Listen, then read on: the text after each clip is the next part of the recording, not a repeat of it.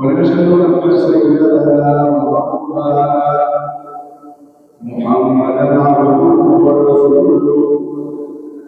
أما بعد أعوذ بالله من الشيطان الرجيم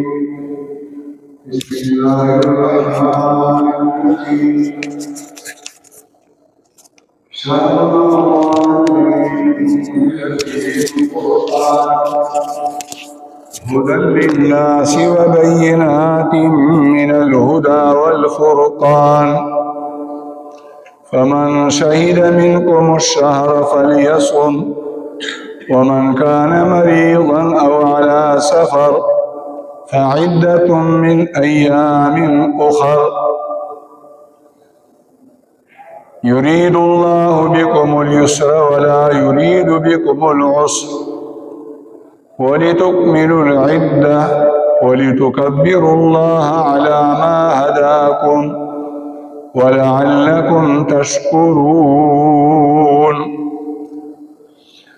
اللهم يا رب صل وسلم وبارك على سيدنا ونبينا عبدك ورسولك محمد وعلى آله وأصحابه وأزواجه وذرياته وعلى من تبعهم بإحسان إلى يوم الدين.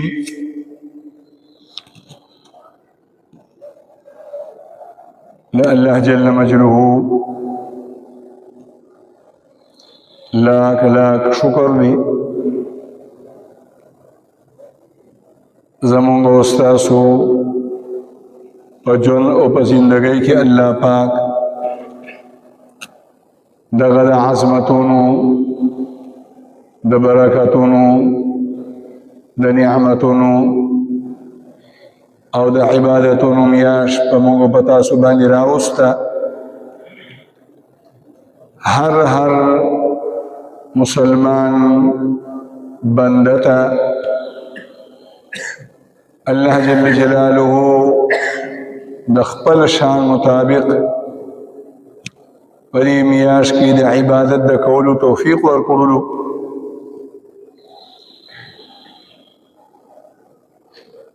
داسې عبادات چې کال په 11 میاشتو کې مسلمانانو نه کړي او الله جل جلاله په دې میاش کې مسلمانانو ته د هغه عبادت توفیق ورکړي.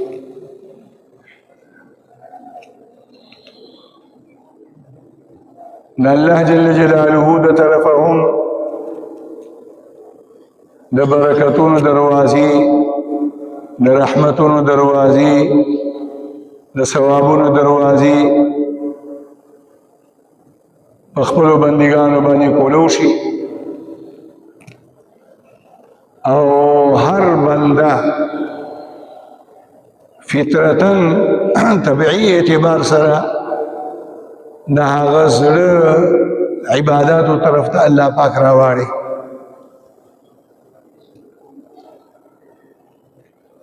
کالیو رسمیاستی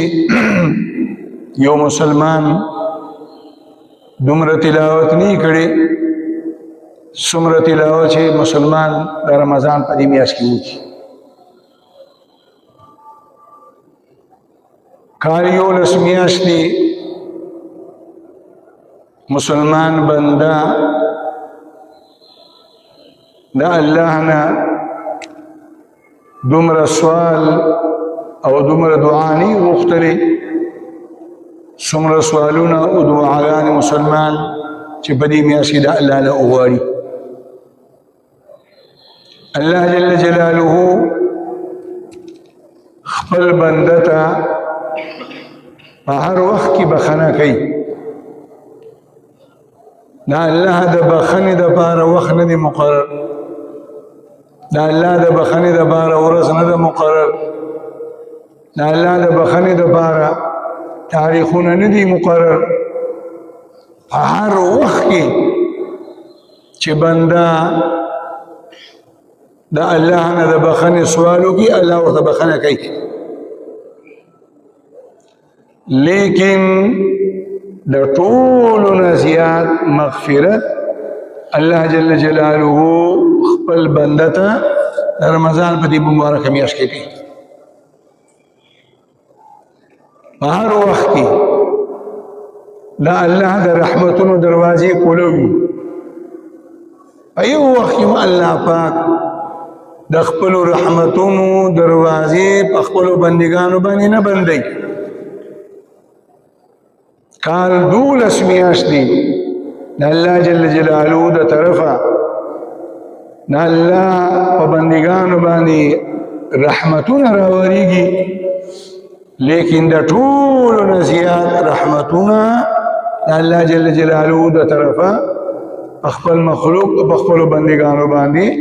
په دې میاشت کې الله راوړي.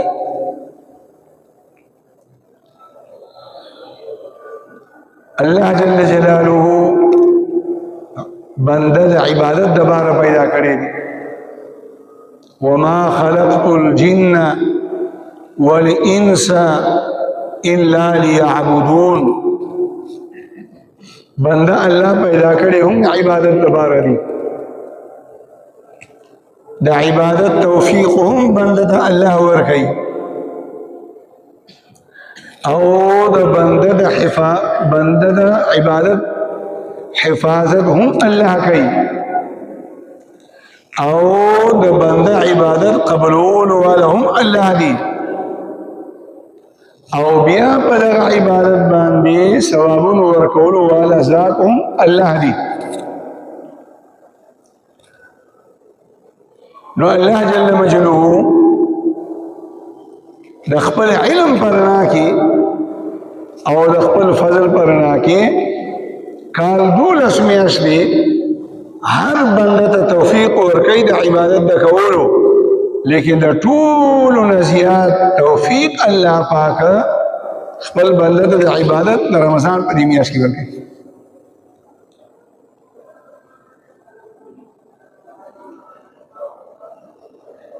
الله جل جلاله دې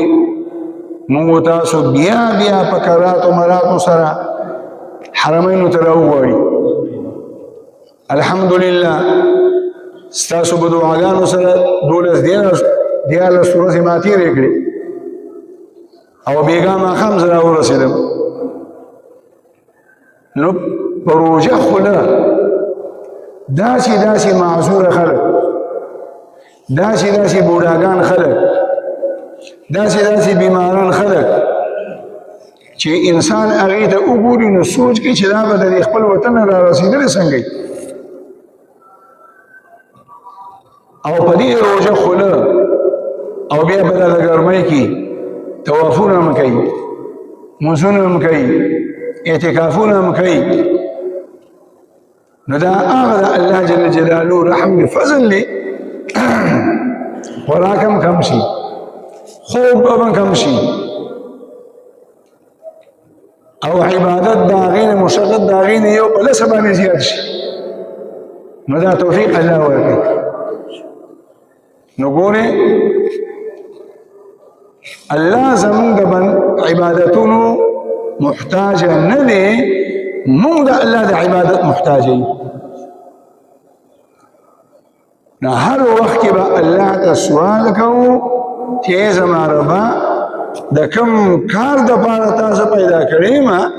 چې هغه عبادت دی، نو زه درته سوال کوم ما ته د عبادت توفیق راکړه. نبی علیه الصلاة والسلام با دا دعا کوله اللهم وفقني لما تحب وترضى. اللهم وفقني لما تحب وترضى. اے زما ربا دا هغه عبادت دا هغه نیک او د ښه کاره توفیق ته ماته راکړه په کوم باندې چې ته خوشحالېږي. نو سید العابدین د تمام انسانیت د عبادت گزارو بندگانو سردار محمد رسول الله چې هغه الله ته سوال کوي چې زما رب ما ته د عبادت توفیق راکړه. او بیا چې کله الله هم او تاسو ته د عبادت توفیق راکړي او په یو عبادت باندې شروع کو نو بیا هم الله ته سوال کوو چې زما ربه د دې کوم عبادت توفیق دی راکړه اوس د دې عبادت په پوره کولو کې زما سره مدد او ملګرتیا وکړه یو عبادت هم د الله بنده د الله د مدد نه بغیر شرط نشي رسولی که هغه موز دی که هغه اودس دی که هغه روژه د سهار نماز نه وروسته مې طواف کولو او یو دوه زنانه په دې برکو کې د سر نه د خپو پورې راپټې او په خدای یقین وکړه د سهار لمونځ هم وشو حرم هم دی روژه یې مې نیولې ده او دونه زنانې هم دي زما نه یو لس قدمه مې وړاندې روانې دراز یو را پرېوته او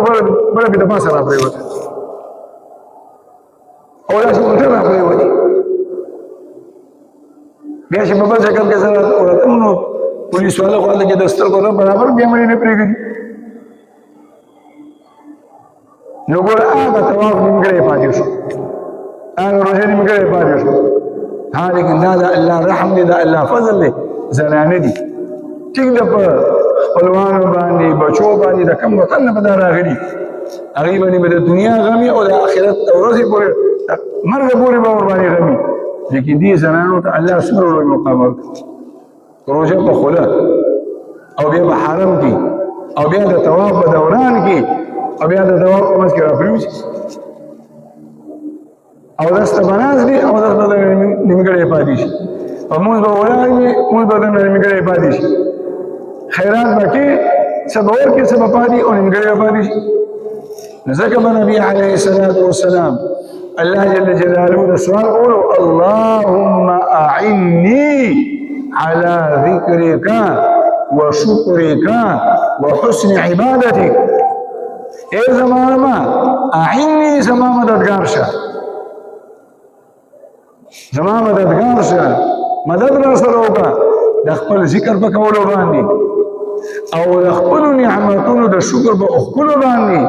وحسن عبادتك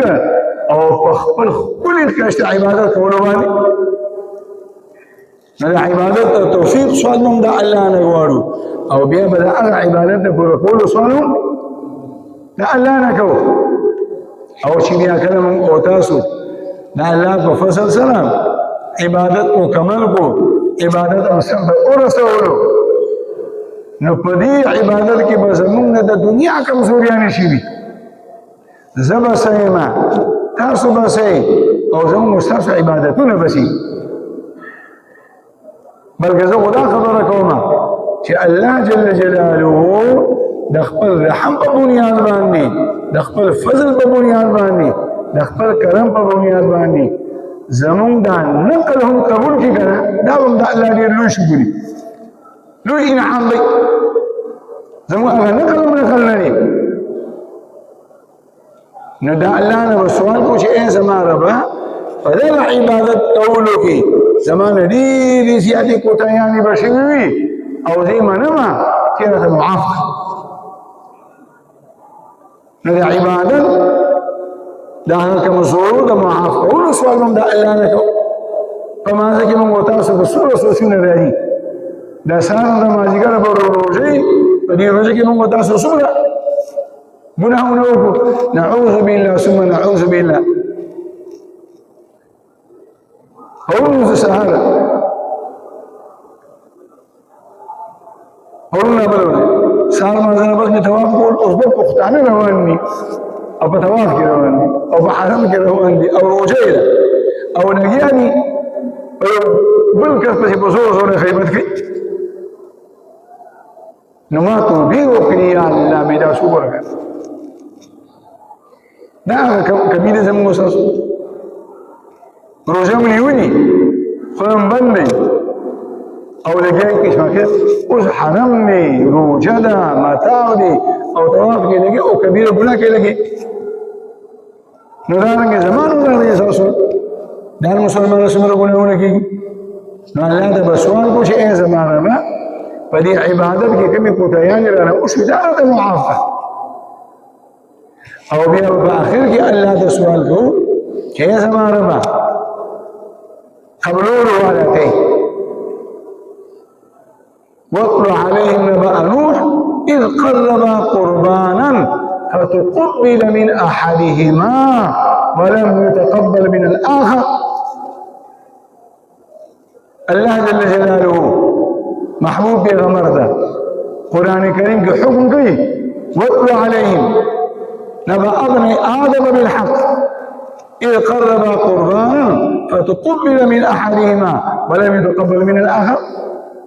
وإذ يخبلوا أمكيانوتا أو زماني بندقانوتا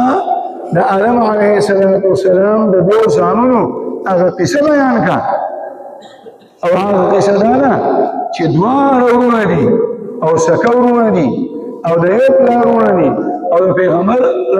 زامن دي او دوار قرباني اکڑلا فتقبل من احدهما دا یو قرباني قبول کرشو ولم يتقبل من الاخر او دبل شو قبول دوار رونا دي دوار عمل قرباني اکڑلا دوار دا پیغمبر بشی دي اوس د یو کس عبادت قرباني قبول شو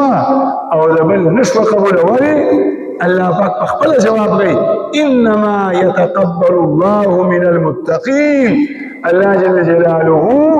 عبادتنا قبلی خود پریزگار و تقوادار خلقو دا آغا عبادت گزار عبادت قبلی چی داغا پسکے دا اللہ یہ رب رہتے دا اللہ خوف کرو دی او بدی یہ دا عبادت گئی چی اللہ سما رضی ابراہیم علیہ السلام اولو العزم پیغمبر دے دا پیغمبرانو پلار دے پلار دا دنیا پیغمبران دا پرستر جلال دی او یو عمل یو کرلو او هذا عمل معمولی عمل ندی کوری جوڑ کور او کوری خزل ندی جوڑ کرے کوری زامنو ندی جوڑ کرے کوری بچو ندی جوڑ کرے کوری جوڑ کرے دا اللہ کور او دا اللہ کوری جوڑ کری دا اللہ دا حکم سنا او دا اللہ دا کوری جوڑ کری دا اللہ دا بندگان دا عبادت دا بارا بیت اللہ شریف جوڑ وَإِذْ بَوَّأْنَا لِإِبْرَاهِيمَ مَكَانَ الْبَيْتِ کلونا زرگونا کلونا تیرشویو کبا کعبا چی فرشتو جوڑ کری وا آدم علیہ السلام جوڑ کری وا داغی نام و نشان ہم مٹو دبل ملک اللہ پاک ابراہیم علیہ السلام راولی گل اور بیا پکم سے کس مکہ کی بیت اللہ شریف بنیادون ہو جبریل راولی گل اغا بنیادون ہو تا اخودل او اغا بنیادون اکنستل او بیا دیوارون راپور تکر اللہ ورد حکم کو دا کور بجوڑا ہوئی نگیر کارشنا نمیستریشنا نی انجینیر شتا نی سیمر شتا او نه چیرته ګیرکاری کړی نه لیکن د پیغمبر شان نه دی چې الله حکم وکړي داسې کار به کوي بیا به دې اسبابو ته نه ګوري کار باندې به شروع کړي نو ابراهیم علیه السلام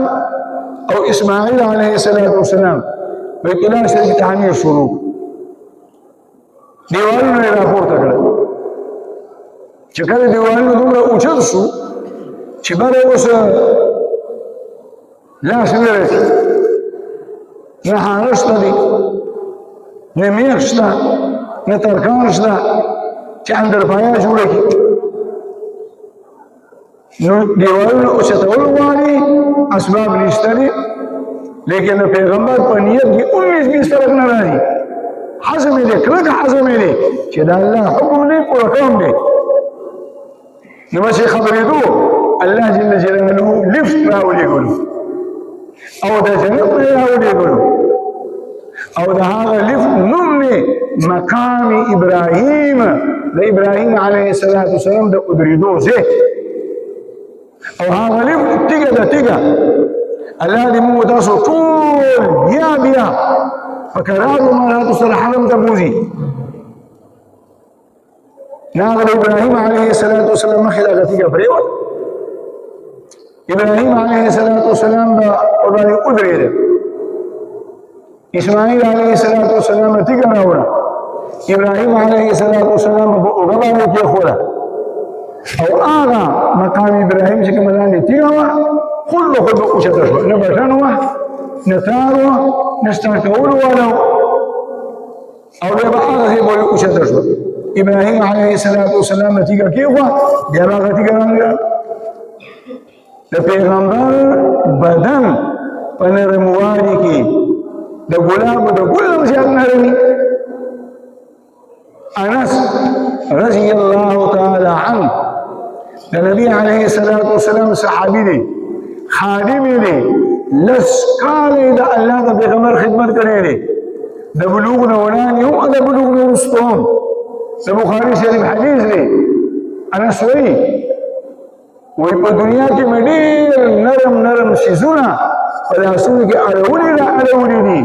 لیکن د محمد رسول الله صلی الله علیه وسلم د ورغو مبارکو د نرموالي نه نرم شی ما په دنیا کې په دې لاسونو کې نه دي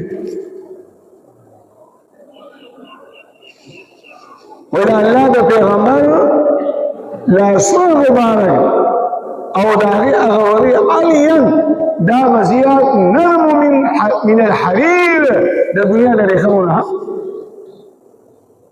انا سوئی دنیا کی منیر خوشبویانی بوئی کری دی دا محمد رسول اللہ صلی اللہ علیہ وسلم دا بدن مبارک نبا دا خلیقم ساس کی دا اوتلو او دا اغا ساس کی نبا کم خوشبو راودنا دا سی خوب بوئی ما دا دنیا کو خوشبویانو کی ندی ندی دا سی نرم بدن مبارک د ابراهيم عليه الصلاة والسلام به چې پتی کا ویلاړو او خپل بلا او بیا به اوګه باندې بل تیګراله نو په خپل باندې به زور راغلو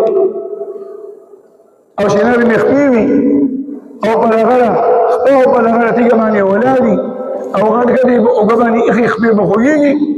دا الله جل جلاله مقام ابراهيم هغه تیګ دا حکم کو پام کوا زما پیغمبر باندې ولادي خپل خوږي نا آغا مقام ابراهيم دا مور پشان دا نرم شو چې ابراهيم عليه الصلاة والسلام ورباني قردنم اونا کیخو دا سپل پشان دا آغا ادبنا بکنان دی دانا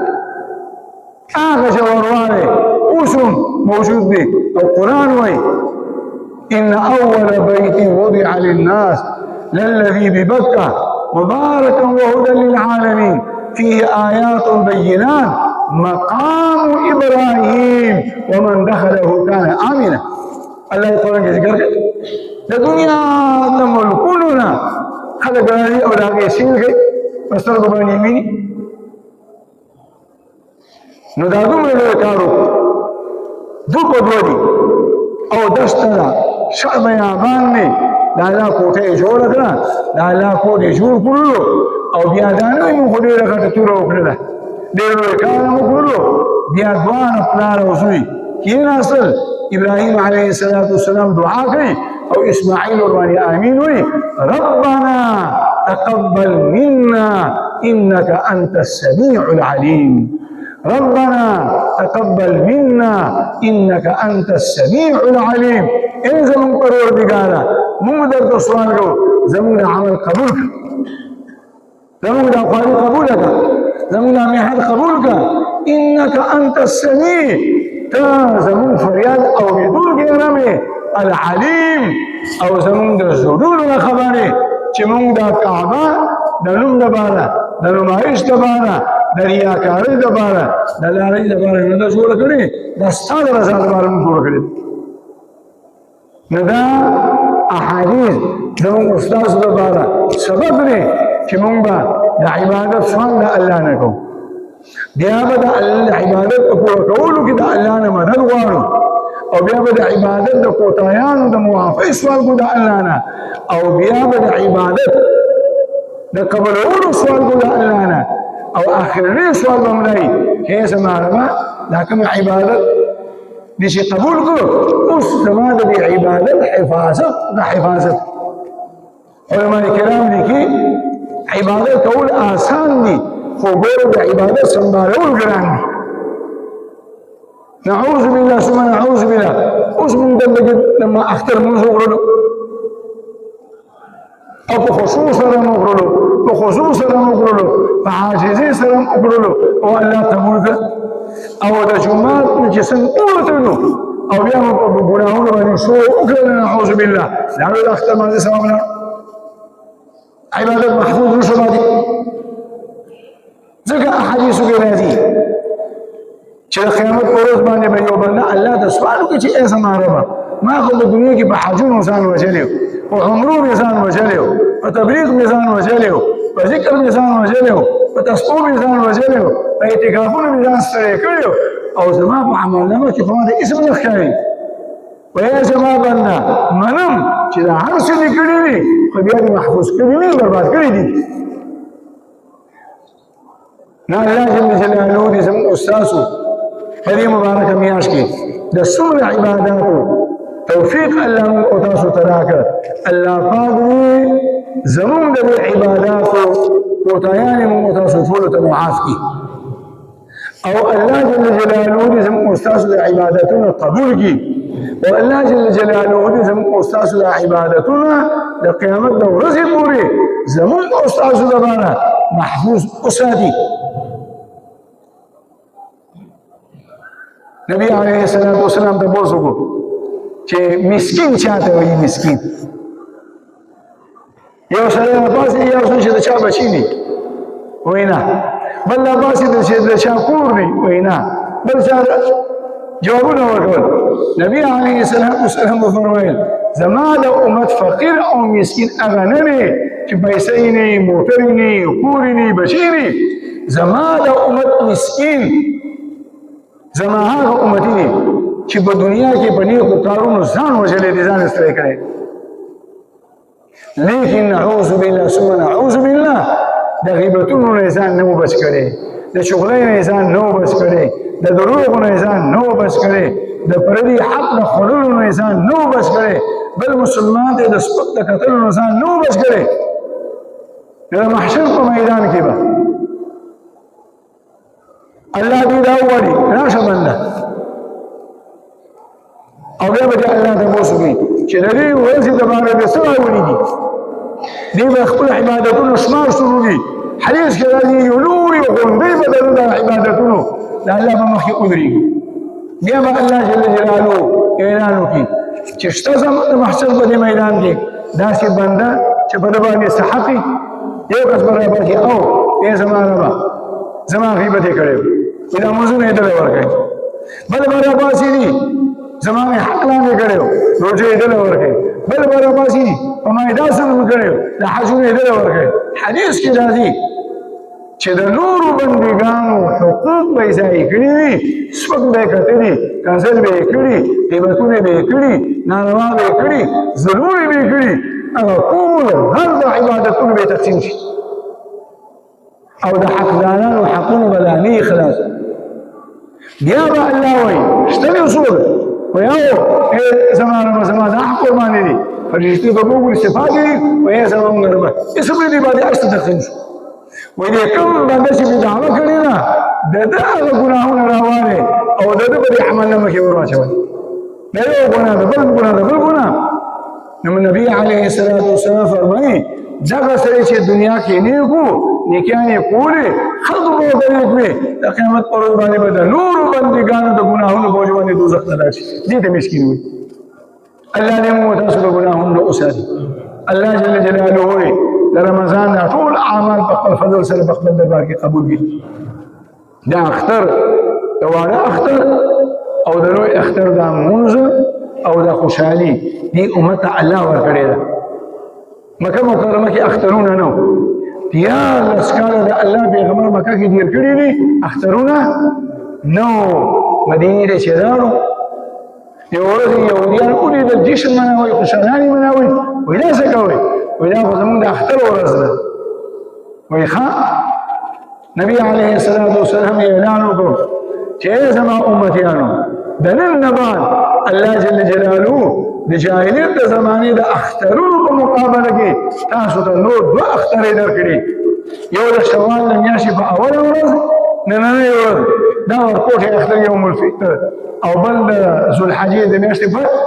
لسم دا د اخترونو سره مسلمان ابدلکم الله دا اخترونو تاسو ته الله درکړي دي نو دا نن دا اختر دا ورځ دا اختر دا خوشحالي او دا ثواب دا موږ تاسو ته چا راکړي الله راکړي الله دې قبول او یا مسلمانانو ورونو دا اختر دوه رکعاته لمونځ دي او دا دوه رکعاته لمونځ واجب دي دا عبدالله بن عباس رضي الله عنه حديث دي صلى رسول الله صلى الله عليه وسلم يوم الفطر ركعتين لم يصلي قبلهما ولم يصلي بعدهما دوار اختر دورماني دا سهر دمازنا بعد ندوار اختر دمازنا ولاني نفرشتا او ندوار اختر دمازنا رسو نفرشتا نفرشتا او رسو نشتا او دیمه دا چې د اختر په مازه کې نه اذان شته دی او نه پکې څه شته چې اقامه ده صلى رسول الله صلى الله عليه وسلم العيد من غير اذان ولا اقامه غير اذان وغير اقامه او د جمعې په ورځ خطبه ده د اختر په ورځ خطبه ده د جمعې خطبه د جمعې نمازه مخکې ده او د اخترونو خطبه د اخترونو نمازه وروسته ده او خطبه چې شروع شوه بیا د خطبې اورېدل خطبې طرف ته متوجه کېدل په دهان سره خطبه اورېدل دا په هر مسلمان باندې واجب دي او د اختر لمونځ بعضې لمونځونه فرض دي بعضې واجب دي بعضې سنت مؤکد دي بعضې مستحب دي بعضې نفل دي د اختر دا لمونځ واجب دي او شپږ تکبیرونه دي پکې زموږ د مسعود پرانا کې دي ته تکبیرات سواید وایي درې په لومړني رکعت کې دي او درې په وروستني رکعت کې دي په لومړني رکعت کې دا درې تکبیرات دا د قرائت نه وروسته دي او په اخري رکعت کې د قرائت نه بعد دي دا د مازه طریقه ده الله جل جلاله دې بری خبر باندې ماته او تاسو ټولو ته دا عمل د کولو توفیق راکړي او الله پاک دې دا رمضان دا میاشت او مو په تاسو باندې په زندګۍ کې په کراتو مراتو سره راولي او څومره عبادتونه چې د الله په فضل سره کړي الله دې قبول کړي او دغه دا ورځ دې الله پاک او دا مونږ الله پاک په خپل فضل سره زموږ استادو او د تمام امت مسلمه د تمام ګناهونو د مغفرت ذریعہ وګرځي ربنا تقبل منا انك انت السميع العليم وتب علينا انك انت التواب الرحيم